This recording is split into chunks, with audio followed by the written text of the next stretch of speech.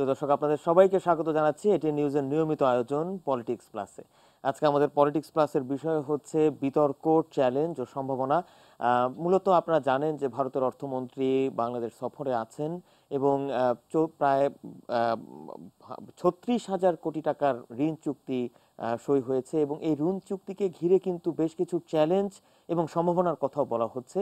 এবং এছাড়াও প্রধান বিচারপতি 1 মাসের ছুটিতে আছেন, এ নিয়েও কিন্তু অনেক আলোচনার পাশাপাশি সমালোচনা হচ্ছে।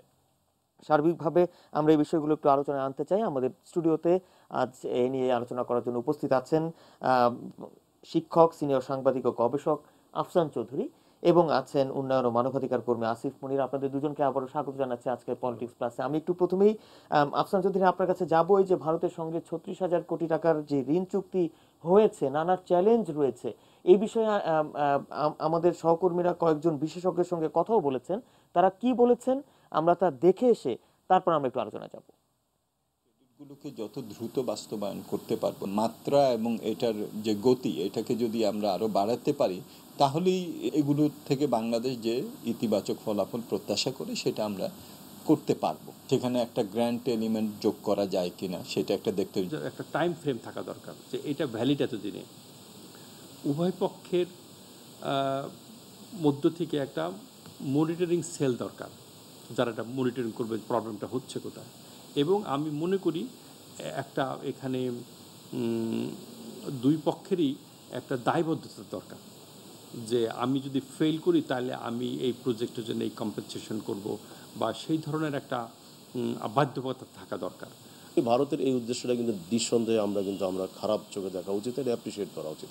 আর প্রবলেমটা হচ্ছে কোথায়? প্রবলেম হচ্ছে ইমপ্লিমেন্টেশনে এসে আমরা যারা ইমপ্লিমেন্ট করবে তাদের ভিতরে কিন্তু একটা বিরাট শূন্যতা বা গ্যাপ আছে। কারণ আমরা জানি যে একটা প্রজেক্ট যখন বাস্তবায়ন করা হয় তখন সেই প্রজেক্টের কোনো টাইম ফ্রেম ঠিক করা থাকে না, কমিটমেন্ট থাকে না। আমরা যদি $450 কোটি যদি আমরা প্রপারলি ইমপ্লিমেন্ট করতে পারি, আমার কাছে মনে হয় যে এটা আমাদের, আবারও রিপিট করছি, যে এটা কিন্তু আমাদের ভারতের সাথে আমাদের সম্পর্ক কিন্তু আসলে অনেক বেশি গভীর হবে।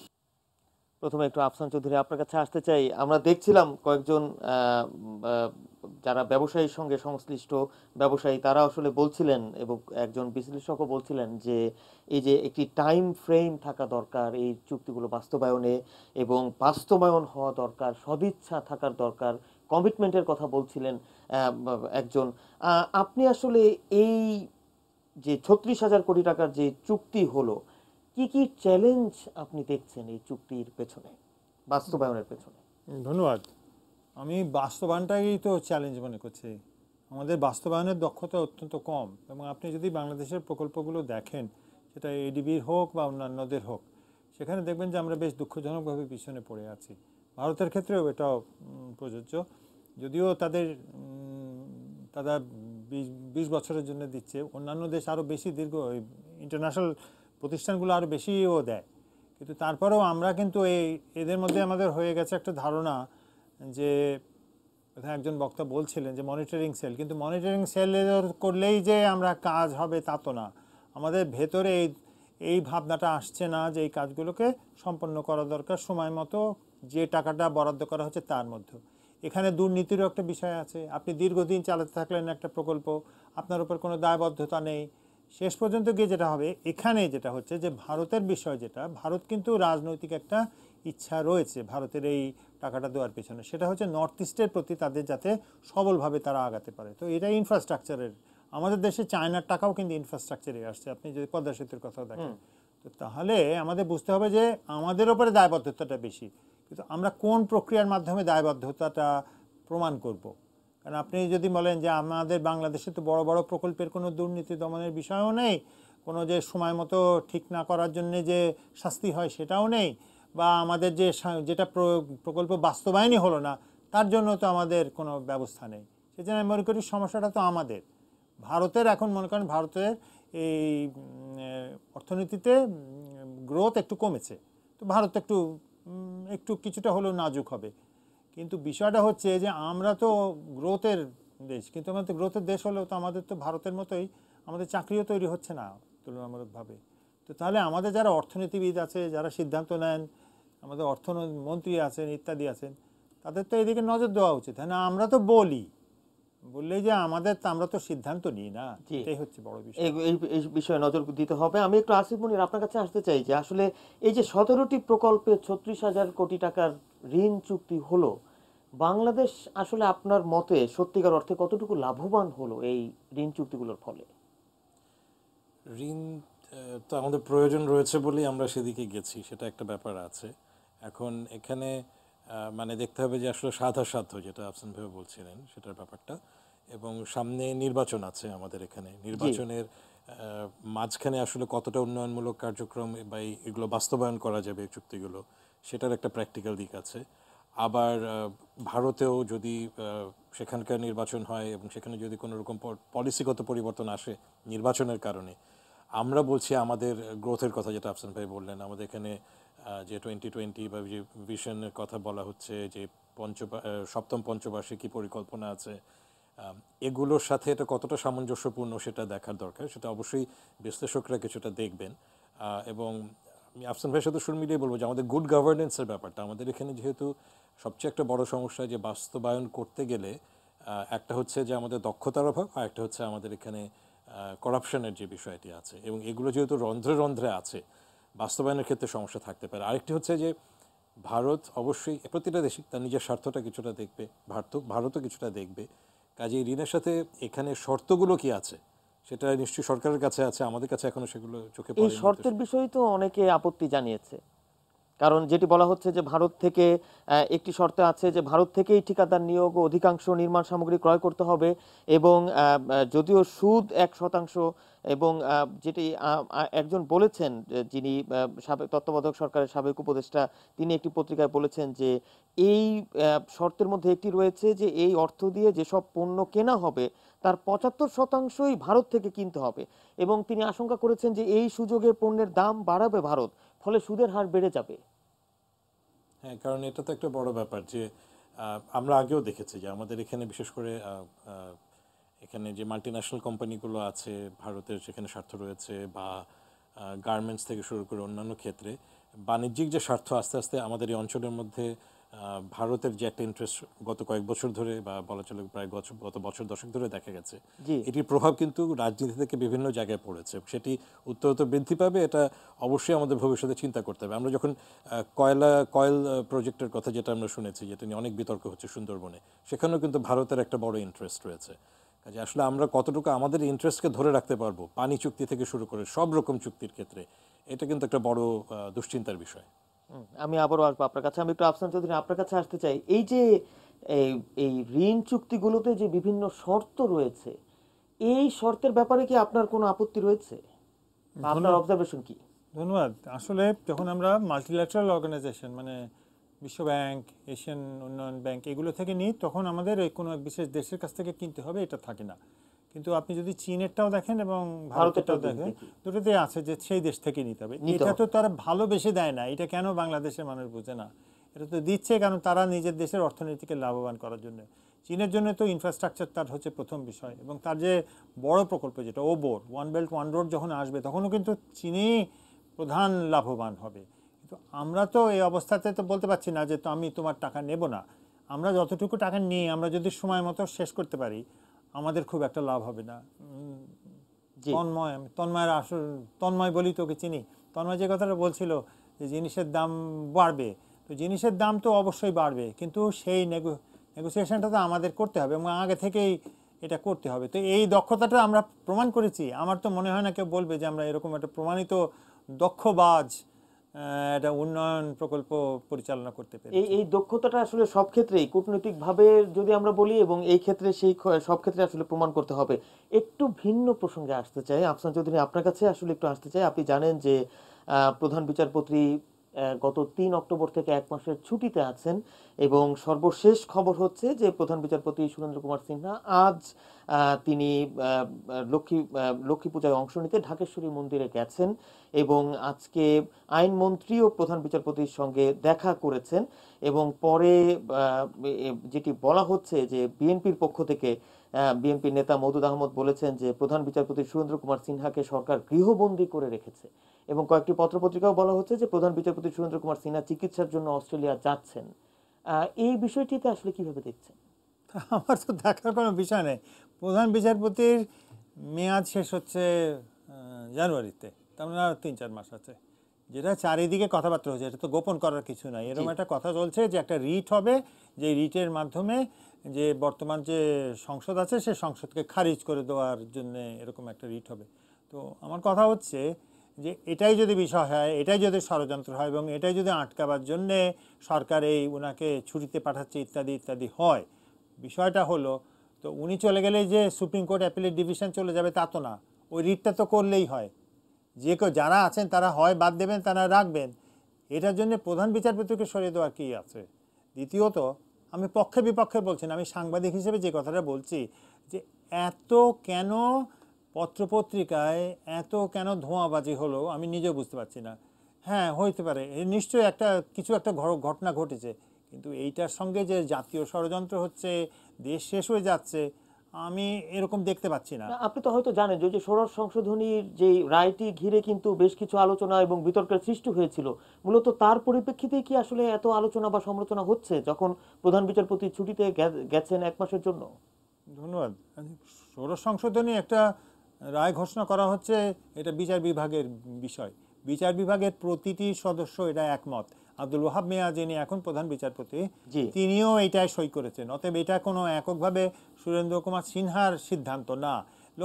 লোকজন এত ষড়যন্ত্র প্রীতি বেড়ে গেছে আমাদের দেশে, এর কারণ হচ্ছে আমাদের বোধহয় নির্বাচন বা নির্বাচনিক চর্চাগুলো, মুক্ত আলোচনাগুলো, মুক্ত চর্চাগুলো কম হয়েছে বলে আমরা ধরে নিচ্ছি খুব বড় একটা জাতীয় সংকট হয়েছে।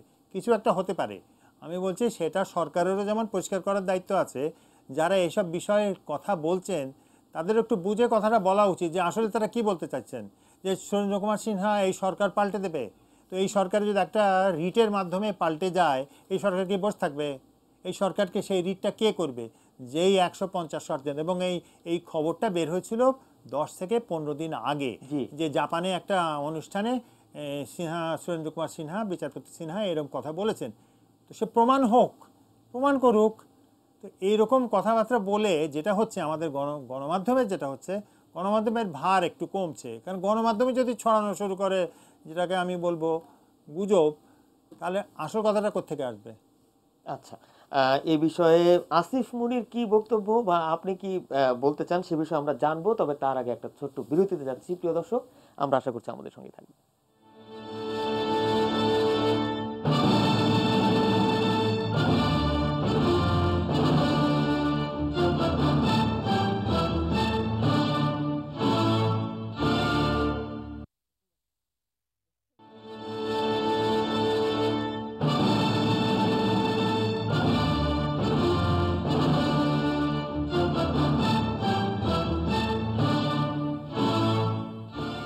প্রিয় দর্শক, বিরতির পর আবারও স্বাগত জানাচ্ছি আজকের পলিটিক্স ক্লাসে। আজকে আমাদের বিষয় হচ্ছে বিতর্ক, চ্যালেঞ্জ এবং সম্ভাবনা। আমরা ঠিক এই মুহূর্তে একটু আসিফ মুনির আপনার কাছে আসতে চাই। এই যে প্রধান বিচারপতির 1 মাসের ছুটিতে যাওয়াকে কেন্দ্র করে যে বেশ কিছু আলোচনা এবং সমালোচনা হচ্ছে এবং গণমাধ্যমেও অনেক ফলাও করে আসলে বিষয়টি এসেছে, যেটির কথা আফসান চৌধুরী বিরতির আগে বলছিলেন, আপনি আসলে বিষয়টিকে কিভাবে দেখছেন এবং কেন আসলে এই বিষয়টিকে এত গুরুত্ব সহকারে দেখছে গণমাধ্যম? ধন্যবাদ। এটা তো একটা ধারাবাহিকতা আছেই। আমরা বেশ কয়েক সপ্তাহ ধরে দেখেছি যে মাঝে ষোড়শ সংশোধনী নিয়ে অনেক ধরনের আলাপ আলোচনা, জল্পনা কল্পনা, বিতর্ক চলছে রাজনৈতিক পর্যায়ে, বিভিন্ন গণমাধ্যমেও। মাঝখানে শুধু একটা বড় সময় আমরা আরেকটি বড় বিপর্যয়, মানবিক বিপর্যয় রোহিঙ্গা ইস্যু নিয়ে অনেক দেখেছি যে আমরা বেশি আলোচনা হচ্ছে। মাঝখানে কিছুটা এটা আলোচনায় ভাটা পড়েছিল জি। বা অল্প কিছু সার্কেলে ছিল। এটার একটা নাটকীয় মোড় বলা যেতে পারে আমরা দেখছি এই ছুটিতে যাওয়ার ব্যাপারটি নিয়ে। এখন এটা কিন্তু আছে যে যখন কিছু সংক্ষিপ্ত বা হঠাৎ করে কোনো তথ্য আসে, তখন স্বাভাবিকভাবেই কিছু একটা হচ্ছে যে কনস্পিরেসি থিওরির মতো কিছু ব্যাপার হয়, অনেক রকম জল্পনা কল্পনা হয়, এটা একটি ব্যাপার আছে। আর হচ্ছে যে বিচারপতি সিনহা যেই আসনটিতে বসে আছেন সেটি, বা মানে এখনও তো তিনি আছেন জি। ছুটিতে গেলেও, সেটি হট সিট। এখানে অনেক ধরনের ঘটনা ঘটে, বা বিশেষ করে উনি যেভাবে কিছু প্রসঙ্গ উত্থাপন করেছেন সেটার কারণেই উনি কিছু বিতর্কের কেন্দ্রবিন্দুতে এসে পড়েছেন। তো উনি যদি এখন সত্যি সত্যি শারীরিকভাবে অসুস্থ হয়ে থাকেন, এটাও উড়িয়ে দেওয়া যাবে না যে উনি যে চাপের মধ্যে আছেন তাতে সত্যি সত্যি তিনি মানসিক এবং শারীরিকভাবে অসুস্থ হয়ে পড়েছেন। হয়তো আগে থেকেই তিনি অসুস্থ ছিলেন, যেটা চিঠিতে আছে। জি। আমার মনে হয় যে আমরা এই জল্পনা কল্পনা বা কনস্পিরেসি থিওরির জায়গা থেকে একটু আমরা ধৈর্য ধরা উচিত। সত্যিই যে আসলেই কি শুধুমাত্র শারীরিক অসুস্থতার কারণে কিনা, আজকে আমরা যে আলাপ করছি দেখা যেতে পারে কয়েক সপ্তাহ পরে অনেক জল্পনা কল্পনার অবসান হয়ে যেতে পারে। আবার এমনও হতে পারে যা ভাবা হচ্ছিল তাই সত্যি।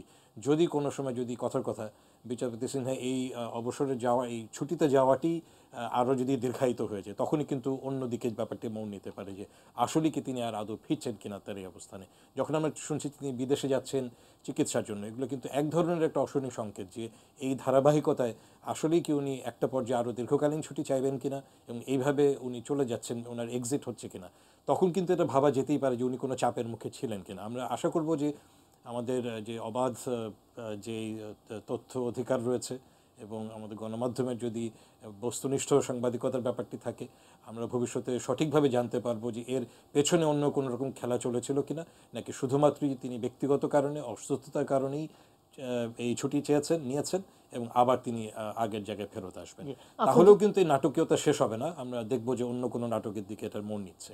আচ্ছা, অর্থাৎ একটি নাটকীয়তার আশা আপনি করছেন, যেটি বলা আশা করছি না, আমি আশঙ্কা করছি। আশঙ্কা করছেন, জি। আফসান চৌধুরী, একটি নাটকীয়তার আশঙ্কা করা হচ্ছে এবং আসিফ মনির একটি নাটকীয়তার আশঙ্কা করছেন। আপনি কতটুকু এই বিষয়ে আশঙ্কা করছেন? এবং আরেকটা বিষয় যে বিএনপি কিন্তু এ নিয়ে অনেক আশঙ্কার কথাও বলছে এবং বেশ কিছু বিষয় বলছে, এই বিষয়টিকে কিভাবে দেখছে? ধন্যবাদ। বিএনপি যা বলছে এবং আরও বেশ কিছু মানুষ যা বলছে, যে কেউ সামাজিক গণমাধ্যমে গেলে প্রত্যেকটা খবর পড়তে পারবে। এই সিনহা, বিচারপতি সিনহার কিভাবে চাপ দেওয়া হলো, তার বানান ভুল আলা চিঠি কিভাবে তৈরি হলো, সমস্ত কিছু আছে। এটার জন্য কোনো গোপনীয়তা তো নাই। বাংলাদেশের সামাজিক গণমাধ্যমে তো কোনো কিছু গোপন বিষয় নেই। আমার কথাটা হচ্ছে যে এত যে ষড়যন্ত্র মানুষ দেখছে, চাপের কথা দেখছে, উনি তো আছেনই আরও ৩-৪ মাস। এর মধ্যে তাকে সরিয়ে দিয়ে সরকারের অসুবিধাটা, লাভটা কি হচ্ছে, আমি এটাও লিখেছি। দ্বিতীয়ত, যে বিএনপি বা অন্যান্য যারা বলছেন যে এটা বড় একটা ষড়যন্ত্র আছে, তো ষড়যন্ত্রটা যেটা হয় সেটা তো বলা হচ্ছে একটা কোর্ট কেসকে নিয়ে, একটা রিট হতে পারে যাতে এই সংসদ হয়তো খারিজ হয়ে যেতে পারে। তো তাহলে তো নিশ্চয়ই 157 না 160 জন উকিল এরকম একটা মামলা করবেন। তো তারা এখনও তো মামলা করতে পারেন, নাকি তারা ষড়যন্ত্র করেছিলেন বিচারপতি সিনহার সাথে, যে বিচারপতি সিনহা থাকলেই তারা এই মামলাটা করবেন? বিষয়টা তো তাহলে অন্যদিকে চলে যায় না?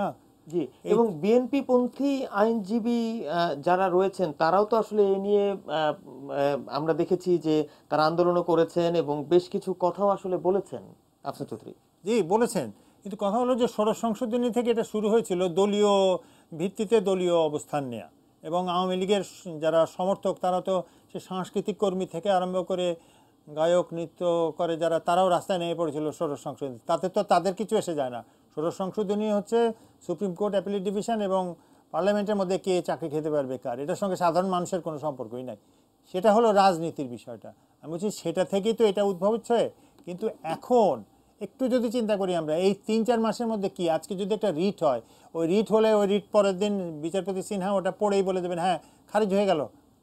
তারপরে তো আরও অনেক প্রক্রিয়া আছে একটা মামলা, তো সেটা তো উনার মানে মামলার এই পরিস্থিতিতে তো উনার নিরসন করা সম্ভব কিনা তাও তো আমরা জানি না, সেটা তো একটু জিজ্ঞেস করা দরকার। দ্বিতীয়ত, বাকি যেসব কথাবার্তা আছে সেগুলো আমি এখানে বলছি না, তবে সামাজিক গণমাধ্যমে কথাটা উঠছে, কেউ কথাটা বলছে না। উনি বের হয়েছেন, গতকাল ছিল যে উনাকে গৃহবন্দী করে রাখা হয়েছে, আজকে উনি বের হয়েছেন, তাহলে আমার বলতে হবে আগামীকাল দেখা যাক উনি কি বলেন।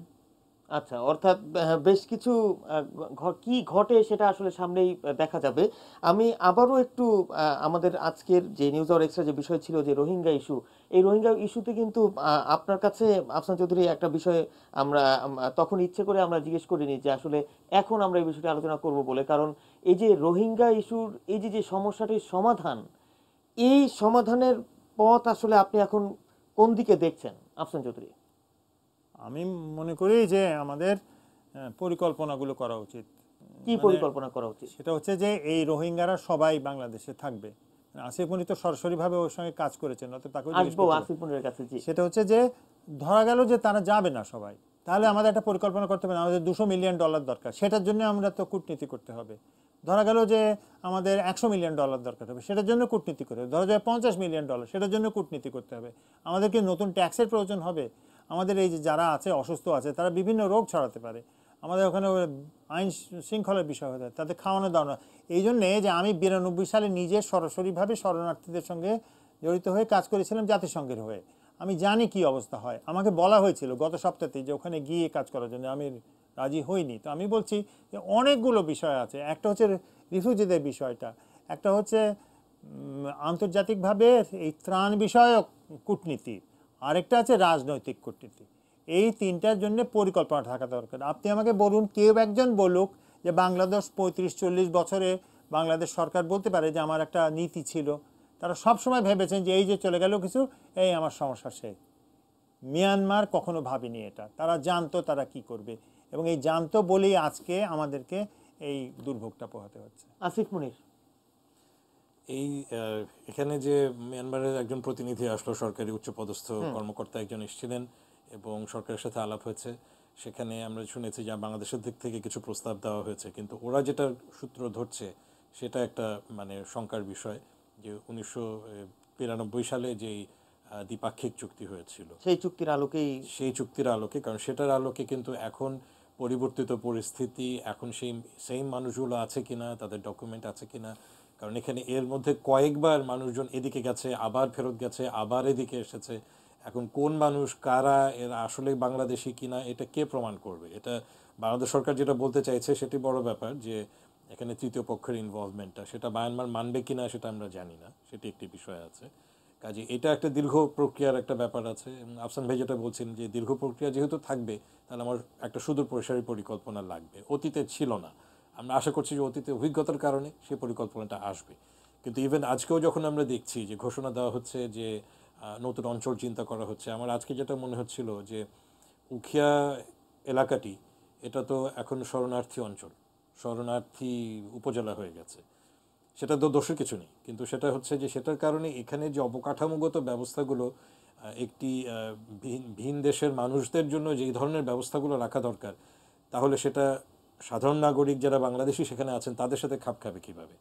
এই ধরা যাক যে এখনকার যে এমার্জেন্সি ক্রাইসিস, আমি বলছি হানিমুনি পিরিয়ড, এই সময়টা পার হয়ে গেলে ডিসেম্বর জানুয়ারির দিকে দুই ধরনের ক্রাইসিস আসবে। একটা হচ্ছে যে শীতের মৌসুমে মালয়েশিয়ার দিকে এই যারা দালাল চক্র থাকে তারা এখান থেকে কিছু মানুষ নিয়ে যাওয়ার একটা প্রক্রিয়া করবে, বাংলাদেশি এবং মিয়ানমারের নাগরিক। সরকারের সেক্ষেত্রে অবস্থান কি হবে? আমরা অনেক সময় দেখেছি যে বাংলাদেশিরা কখনো যদি তারা বেআইনি পথেও বিদেশে যেতে চায়, অনেক সময় সেটা এনকারেজ করে, অফিসিয়ালি না, আনঅফিসিয়ালি, যে ঠিক আছে যেভাবে পারো চলে যাও।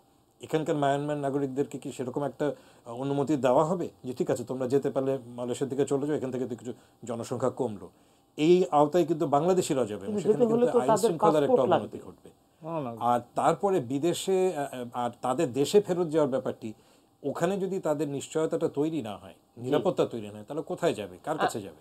আমরা দেখছি যে পত্রপত্রিকা গণমাধ্যমে যেটা বলা হচ্ছে যে এই যে মিয়ানমারের মন্ত্রী যে বাংলাদেশে এসেছেন এবং বাংলাদেশ সরকারের সঙ্গে যে আলোচনা হয়েছে, রোহিঙ্গাদেরকে যখন এই বিষয়টি বলা হয়েছে, যারা বাংলাদেশে অবস্থান করছেন তারা আসলে বলছেন যে যদি সেখানে একটি শান্তিপূর্ণ পরিবেশ বা আমরা যেই জায়গায় আমাদের যে পুরুষদেরকে হত্যা করা হয়েছে এবং অনেক অত্যাচার নির্যাতন করা হয়েছে, সেখানে আমরা সহজে যাব না। আবার কেউ কেউ বলছেন যে যদি সেখানে একটি নিরাপত্তার ব্যবস্থা করা না হয় সেখানেও তাহলেও তারা সেখানে যাবেন না। আবার কেউ কেউ বলছেন যে দীর্ঘদিন ধরেই কয়েক বছর পরপরই তাদের উপর অত্যাচার নির্যাতন নাকি করা হতো এবং এই জন্য তারা আসলে অনেকে যেতে ইচ্ছুক না। তাহলে এই সমস্যার আসলে এই সমাধানটির পথটা কিভাবে আমাদেরকে দেখতে হবে? আসিফ মুনির। হ্যাঁ, আমরা আসলে মানে ওরা বাস্তববাদী, ওরা যেহেতু ভুক্তভোগী, বলা চলে যে গত 60 বছর ধরে, অর্থাৎ কয়েক জেনারেশন ধরে তারা যেই ধরনের অত্যাচার, নিপীড়ন এবং মানবাধিকার লঙ্ঘন দেখছে, এবং বিভিন্ন সময় তারা দেখেছে যে তাদেরকে প্রতিশ্রুতি কিছু দেওয়া হয়েছে, আবার তাদের সেটা লঙ্ঘন হয়েছে। কাজে এখন শুধু মুখের কথায়, মিঠে কথায় তাদের ভুলে যাওয়ার কোনো কারণ নেই, আমাদেরও নেই। এবং ওদের কথাগুলোকে, বিশেষ করে এখানে একটা বড় ব্যাপার আছে, আন্তর্জাতিক পরিভাষায় যদি বলি যে ভলেন্টারি রিপ্যাট্রিয়েশন, তাদের যাওয়াটি নিজেদের স্বেচ্ছায় হওয়ার প্রয়োজন। এটি কিন্তু আমরা অনেক সময় আলোচনায় আনছি না। আমরা বলছি আমরা তাদের ফেরত পাঠাবো, মায়ানমারকে বলছি ফেরত নাও, আন্তর্জাতিক পর্যায়ে আলাপ হচ্ছে, রোহিঙ্গাদের ভাষ্যটা কি, তারা আসলে কেন যেতে চাইছে না এবং সেটা না যেতে চাওয়ার পেছনে তাদের অন্য কোনো যুক্তি আছে কিনা। তারা কিন্তু একসময় আং সান সুচির কথাও বলেছে, আমরা একসময় জিজ্ঞেস করেছি যে উনি যখন ক্ষমতায় আসলেন তোমরা কি তার কাছে কিছু প্রত্যাশা করো যে সে ব্যাপারে কিছু করতে পারবে। তারা কিন্তু বলছে না, খুব একটা আসলে আমরা ভাবছি না যে সেখানে হবে। যদি দেখি যে ওখানে আসলে কোনো পরিবর্তন হচ্ছে সেটা সামগ্রিক ব্যবস্থায় আং সান সুচির উপর এটা ডিপেন্ড করবে না, এটা ওখানকার প্রশাসনিক ব্যবস্থা এবং রাজনৈতিক সিদ্ধান্ত কোন দিকে যায় সেটার উপরে। সেরকম কোনো আলামত কিন্তু এখন পর্যন্ত আমরা দেখিনি। তাহলে আমি একটু আফসান চৌধুরী আপনার কাছে আসতে চাই যে তাহলে তো দেখা যাচ্ছে যে যদি রোহিঙ্গাদের ফেরত নেওয়ার প্রক্রিয়াও যদি শুরু হয় তাহলেও তো সেখানে একটি সমস্যা তৈরি হতে পারে, যে কারণ এই যে ভলান্টারি রিপ্যাট্রিয়েশনের কথা যেমনটা বলছিলেন আসিফ মনির, অর্থাৎ যারা যেতে চাবেন স্বেচ্ছায় শুধুমাত্র তারাই তো আসলে যেতে পারবেন, তাহলে তো অনেক রোহিঙ্গা বাংলাদেশে থাকবেন। ধন্যবাদ। অনেক রোহিঙ্গা বাংলাদেশে প্রথম থেকেই আছে এবং ওই ৭৮-এও সবাই যায়নি, ৯২-৯৩-তেও সবাই যায়নি। আপনি যদি ৭১ সালের ইতিহাসটা দেখেন তাহলে বাংলাদেশে যারা চলে গিয়েছিল বিশেষ করে হিন্দু জনগোষ্ঠী তারা সবাই ফেরত আসেনি। এটা হচ্ছে স্বাভাবিক একটা বিষয়। কিন্তু আমার এই যেটা আসিফ মনির বলছিল এইরকম একটা পরিকল্পনা, এরকম একটা ছক কি আছে ভলান্টারি রিপ্যাট্রিয়েশনের কথা যেটা বলছে, আমরা তো রোহিঙ্গাদের সম্পর্কে যখন কথা বলছি আমরা তো তাদের মানুষ টানুষ মনে করছি বলে মনে হয় না। আমরা দাবার একটা খুঁটির মতো আছে, ওদের সব ফেরত পাঠিয়ে দেবো, এই করব, কেউই মনে করছে না তাদেরকে। অতএব যে বিষয়টা যদি আমরা আজকে বলি যে মায়ানমার সরকার রাজি হলো নিতে, এবং যেটা তন্ময় বলছিল ওরা বললো আমরা যাব না, তখন আমরা কি ওদের ধরে মারবো? আমরা কি করব তখন? তাদের অভিজ্ঞতাটা কি? তাদের অভিজ্ঞতা, আমি যেহেতু সবাই আমাকে খবরগুলো দেয় এবং যেহেতু এটার কাজের সঙ্গে আমি একসময় জড়িত ছিলাম, তারা তো এসে অনেক ভয়াবহ কথা বলছে। অতএব জটিলতাটা একটু অনুধাবন করা দরকার যে ফেরত পাঠাতে চাইলেই বিষয়টা হয়ে গেল না, মায়ানমার সরকার নিতে চাইলেও হবে না, এমনকি জাতিসংঘ একটা যদি রেজলিউশনও পাস করে তাহলে সমস্যাটা হবে না। কিন্তু আমি মনে করি যে একটা মানবিক অংশ আছে, একটা রাজনৈতিক অংশ আছে, একটা কূটনীতির অংশ আছে, আমাদের প্রত্যেকটাকে সামলাতে হবে, প্রত্যেকটাকে সামলেই আমাদেরকে এগিয়ে যেতে হবে। আফসান চৌধুরী, আসিফ মনির, আপনাদের দুজনকে অসংখ্য অসংখ্য ধন্যবাদ আমাদের আয়োজনে এসে আমাদেরকে সময় দেওয়ার জন্য। প্রিয় দর্শক, এই ছিল আমাদের আজকের আয়োজন। আমরা আশা করছি যে আসলে এই প্রত্যেকটি দিক বিবেচনা করে আমাদেরকে আসলে এগিয়ে যেতে হবে এই রোহিঙ্গা ইস্যুর একটি স্থায়ী সমাধানের পথে। আপনারা সবাই ভালো থাকবেন, এটিএন নিউজের সঙ্গে থাকবেন।